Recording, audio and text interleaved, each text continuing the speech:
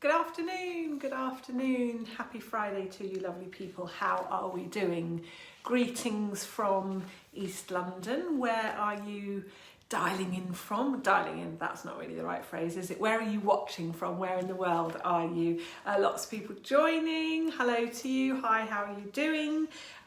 Just going to wait for a few more people to join. How are you doing? How's your week been? It's last week, Camilla was on last week's live. Camilla was telling me that she quite likes this time of year. It's changeable weather, you know, times have changed, that kind of back to work feel, etc. Back to school, back to work. But do you know what? I don't know about where you guys are, but here in London, it is freezing cold. We've raced right through winter and we're straight in, raced right through autumn and we're straight into winter. I went for a run this morning, as I often do. I had a jacket on, I had a hat on. I mean, it was absolutely freezing, and aren't the mornings cold? Goodness me. So I hope that it's lovely wherever you are, and I hope that you're enjoying the light and the sunshine that is left. The days are definitely getting shorter, right? Definitely. So how are we doing this week? How's your family? How's your business? How's your team? And what have you been working on this week? Do let me know.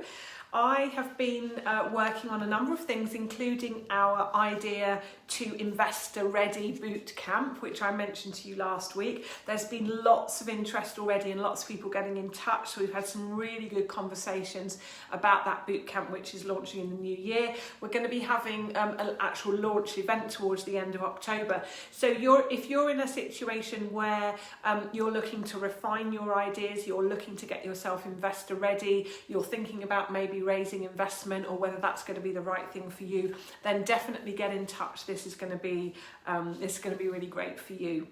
So last week we were talking about getting unstuck, and I talked about the three main points in that entrepreneurial journey that I see business owners getting stuck the most. And we talked about the importance, as always, with what I talk about in terms of clarity and simplicity, and really focusing in order to avoid getting stuck and feeling overwhelmed. And I shared with you that there are kind of three things at each of these three stages. So 3 times 3, if you like. So in the early stages, it's all about the 3 Ps, problem, product and penetration. Once we're in that growth phase, then we move on to the 3 Cs that we really want to focus on. So that's consistency, capability, and of course, cash. We can't forget the cash, particularly when we're growing fast. And then when you're an established business, and once you're established, then you really want to be thinking about the 3 S's to avoid getting stuck, and that is self, strategy and succession, of course, very important. So if you haven't watched last week's live, it is available in the unit section of this group, just like all of the lives that I do every single week. So do check that one out if you are interested in not being stuck, or at least getting yourself unstuck if you are already stuck. So let's get into today's subject. Good afternoon to all of you that are joining. I hope that you are very well. Today we are talking about how to avoid business failures, how to avoid going bust. Did you know that 50% of all businesses go bust in their first 5 years, and 20% go bust in the very first year? It's a really horrific statistic, and one that has been very consistent over all of the years that I've been looking at it, and unfortunately one that's probably going to get worse in the coming months. Ahead, if you like. So how do you avoid this happening to you? How do you avoid your business failing? I know that from my experience, one of the main reasons that businesses do fail is because their owners do not spend enough time on making those really important decisions that their businesses really need. And instead, they are focusing their time and their energy on all those urgent, but ultimately not particularly important things, tasks, decisions. And that's what I see in my work, and that's what I really wanted to talk to you about today. and give you some really practical steps for you to think about. So many of you will be aware of the great Stephen Covey's 7 Habits of Highly Effective People, and in particular his matrix of how to look at your time. And this has always fascinated me, and I've been thinking about this quite a lot recently in my work with several clients that I'm working with. And this matrix is a very simple matrix, and I'm sure that you've seen it before, but I think it's worth a refresh, which is what I want to just bring to your attention again today. So on one axis, if you imagine, we have urgency, and on the other one we have importance. So if you think about urgency across the top and importance down the side. And so that gives us 4 quadrants. And Stephen Covey talks about what to do with these 4 quadrants. So I'll just run you through these. So top left, if you'd like to imagine, you've got the urgent and important stuff, or if I'm looking at it from your perspective, top left is probably here. Urgent and important is quadrant 1. And these are the things that clearly we need to do. They are urgent and they are important. But a lot of us spend our time actually doing urgent and not important things, which is actually quadrant 3. And these are the things that we should be delegating. Another area that many of us spend time in, particularly if we're procrastinating or allowing ourselves to get distracted, is quadrant 4. And this is the not urgent and the not important. And these are the things that Covey talks about eliminating. But really where we want to be spending most of our time, and what I was talking about, those really important decisions, are those things that are important but not urgent. And I'm going to give you some examples in a second. And these are the things that we really need to plan into our time. And so our goal as business owners is to be splitting our time between quadrant 1, which are the urgent and important, and quadrant 2, which are the important but not urgent. And we want to be getting rid of all of the things that are not important, even if they are urgent. And this is what I see people getting distracted by all the time. So let me give you some examples then. So in the urgent and important, the things that we definitely want to do, so any kind of pressing problems, things that are deadline driven, we definitely obviously need to be focusing on those. But the result of spending too much time in quadrant 1 is that we get stressed and we get burnt out. And this is what I'm seeing all the time. This is sort of the crisis management, this is the firefighting, and this is ultimately extremely exhausting. So if you're spending your time in that quadrant 1, which is all the urgent and the important things, it's not sustainable. I say that all the time. Yeah, I say that all the time to you. It's not sustainable that you just keep doing and doing and doing. And so we have to we have to find ways to make these things more efficient, these things that are urgent and important. We need to find ways to automate them, and ultimately we need to find ways to delegate them so that we can spend more of our time in quadrant 2. Now, quadrant 2 is about that vision. It is about having perspective. It is about making those critical strategic decisions for our business. And these are the ones that will avoid your business failing. This is all about balance and discipline. And when you're here, you're not having crises because you're planning properly. And so this is where you're preventing mistakes before they happen. This is where you're building relationship. This is where you're looking after your health. This is where you're planning. This is where you're taking time out and having a balance in your life. So this is where we want to be spending most of our time. Now, quadrant 3 are these urgent but not important things. So these are, and this is where a lot of business owners I see, they think it's important, but ultimately it's not. And this is what sucks a lot of your time. So definitely when we allow ourselves to get interrupted, when we're not managing our diary very well, some emails, some meetings, this is what is difficult, is to how do you divide between what's important and what's not important. And this takes a bit of time to, and also a little bit of perspective to really look at what you're spending your time doing. So a lot of sort of pressing matters, they often seem to be really important, but actually in the big scheme of things, they're actually not. And this is what you need to get really clear about, is what is a good use of your time. So if we are in this space, we are very short-term focused. I think also you could put a lot of social media in here. This is quite, it's very sort of short time. It's quite sort of a kind of reputation chameleon. It's sort of quite peripheral, if you like, and very sort of short-term thinking. So it's kind of instant gratification, but when you take a step back, it's not really that important. So I see this a lot with early stage entrepreneurs. They're focused on social media, they're focused on website, they're focused on a lot of these outward, dare I say it, kind of shiny things, rather than really the core of their business, which is what problem am I solving and who am I solving it for.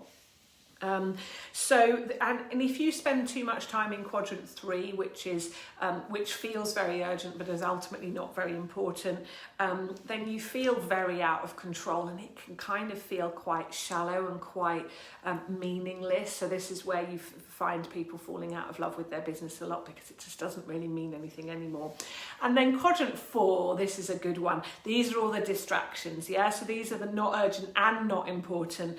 So this is all the trivia. This is all the busy work that we do. When we find ourselves here, it's because we're procrastinating. What are we putting off, and why are we putting off it? That's the question. So definitely some emails. This is all the personal social media, all the scrolling, the kind of random phone calls. These are the distractions.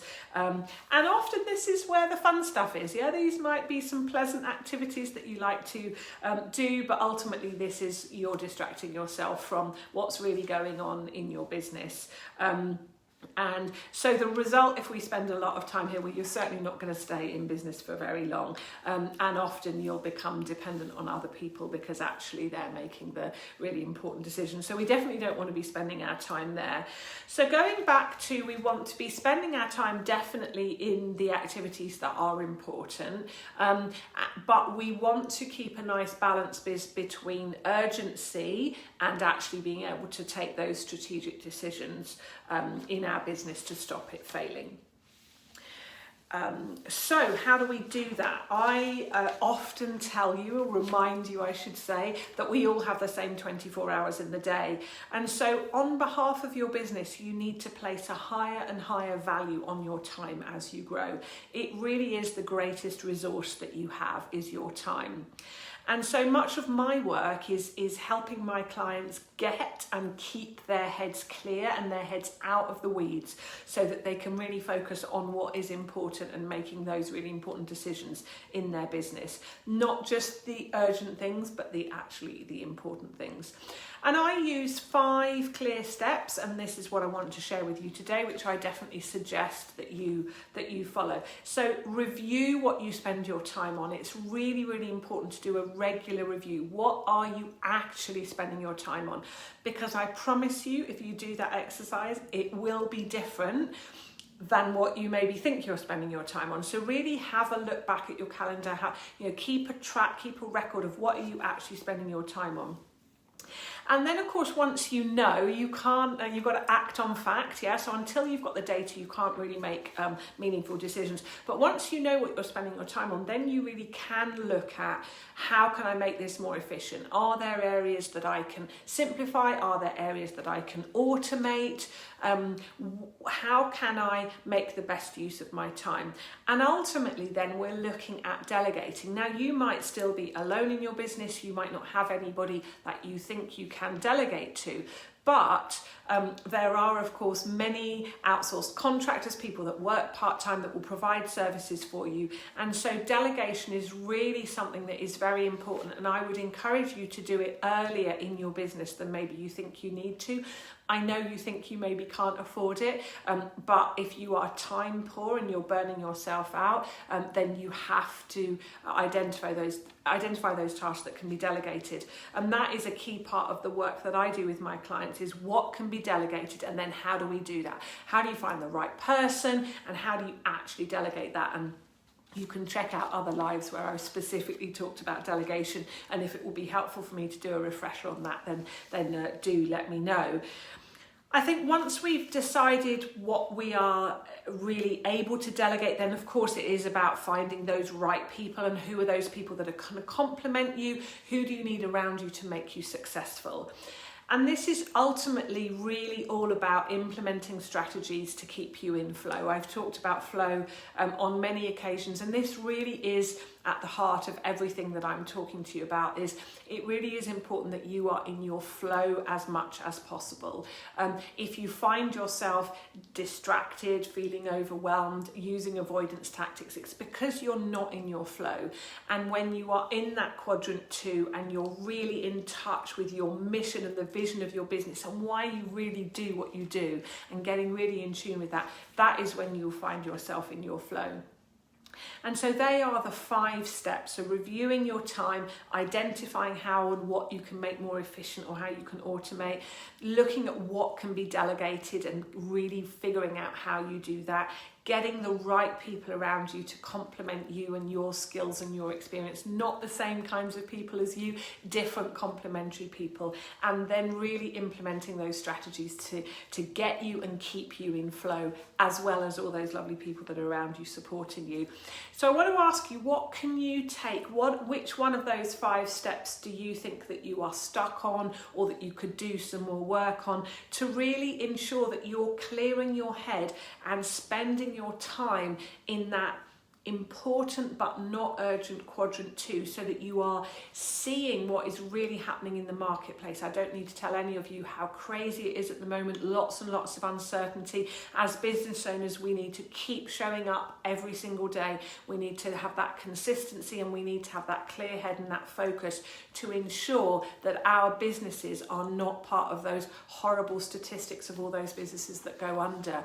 Only by keeping a clear head and spending your time on making those critical decisions, only then are you going to ensure that your business survives and thrives.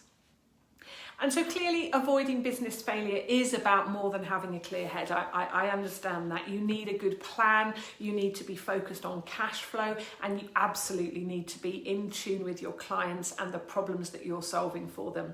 But it all starts with you as the business owner, and it all starts with you and getting your mind in the right place and getting your head clear. And that is how you avoid that stress and burnout of being in quadrant 1 all the time, which is all the urgent and important stuff. And I know there's a lot of that there, but that's also how we avoid distracting ourselves and procrastinating and doing all of those avoidance and those ultimately unimportant things. Watch out for those things that appear to be urgent, those like, I need it now, all of those things. You need to use your diary, and you need to structure your time. If you want some help on that, then do let me know. I do want to finish off by talking a little bit about our relationship with failure. So we're talking about business failure today, and I'm talking about your business when it actually goes bust, which is clearly what we want to avoid. But our relationship with failure, I think, is actually a really key one for all business owners, and that's why I want to share it with you today. From a very young age, we are conditioned to think about everything we do almost in a kind of a pass-fail way. We take exams at school, we take tests, and often we're kind of graded, and there's this concept of I passed it or I failed it. You know, I hear a lot of people talking about interviews in that context. Oh, I passed the interview, I failed the interview. No, you didn't, you just weren't the right fit. But this is the way that we are kind of conditioned from quite a young age. But business isn't really like that. It isn't really a pass-fail thing at all. It's actually a series of tests. We're testing the market, we're testing our products, we're asking our clients what they like and what they don't like, we're asking for feedback. It's actually, if you want to look at it like that, a series of failures, because we don't get it right at the first time. Most of us, you know, we have to try things, we have to tweak things, we have to ask the market for feedback. And so to be successful in business, you really need to get comfortable with failure. So what I would say is language is really, really important. So just be careful about your own language and how we speak about failure. Putting something out there and not getting a great response is not a failure. It's not the end of the world. It's it's feedback, yeah? All failure is feedback. Then we can tweak, and it's about having a conversation with our customers, with our potential customers and our existing customers. And that's how great businesses are built. But you need resilience. So my real model starts with the R is for resilience. You need resilience because you need to develop that relationship with failure. So clearly we've been talking about the big bang of business going bust. But as I say, business is actually about getting comfortable with failures. It's a series of failures, if you like, which aren't really failures. They're more feedback. So just remember that, and just watch your language when we're talking about failure. It's actually feedback a lot of the time. So I want to close off today's live with 2 quotes about failure, if you like, and decision making. So seeing as I've been talking about the great Stephen Covey, I thought I'd use one of his quotes. And what he famously said is, "I am not a product of my circumstances, I am a product of my decisions." And in today's crazy world, I've said this to you before, but it's definitely worth repeating, it's really important to focus on what we can control. Control the controllables. There are so many things that we can't control. So just focus on what you can control. And you are a product of you're not a product of your circumstances, you're a product of your decisions. And as a bonus, Stephen Covey also said, the main thing is to keep the main thing the main thing. And I just love that. I've talked to you before about this book, The One Thing. It's all about what is that one thing that will move the needle? What is that one thing that will make a difference to your business success or failure? And you can only do that if your head's clear and you're in quadrant 2. If you are firefighting and racing around doing all that urgent and important stuff, it's not going to work and you're going to miss something. So please do reach out to me. Let me help you if you're in that situation. My second quote is from Thomas Edison, who of course was famously the inventor of the light bulb, amongst many other inventions. And what he had to say on this topic is, the successful person has a habit of doing the things failures don't like to do. Being in business is not comfortable. It requires us to get outside of our comfort zone and push those boundaries, get comfortable with failure, as I was saying earlier on. And that's what Thomas Edison was talking about. The successful person gets into habits of doing those things that people that fail don't really like to do. So in order to be successful, we need to get comfortable pushing outside that comfort zone a little bit. Remember, I've spoken to you before about the comfort zone, the stretch zone, if you like. We don't want to go into the panic zone. We don't want to be pushing it too hard where it's just all too much and then we start shutting down. So let's not go that far. So do get in touch and let me help you get your head clear, get your head into that quadrant 2 if you need some help with focus or getting yourself organised, then you know where I am. If you haven't already got your free copy of my book, The Real Entrepreneur, there's links in the group, or you can go directly to the website, therealentrepreneurbook.com, to get your free copy if you don't already have one.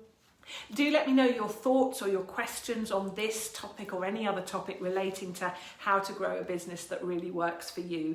What area of business would you like me to speak about next? What would be really most useful for you where you are in your business journey? I do hope that you have a lovely weekend. I hope it's not quite as cold as it was this morning. I hope that we get some sunshine and that you get some sunshine wherever you are. Whatever you're doing this weekend and whoever you're doing it with, I do wish you a happy and very peaceful time. And as always, if you want to talk, you know where I am. Please do reach out. Take care, stay safe, and do keep in touch. Bye for now.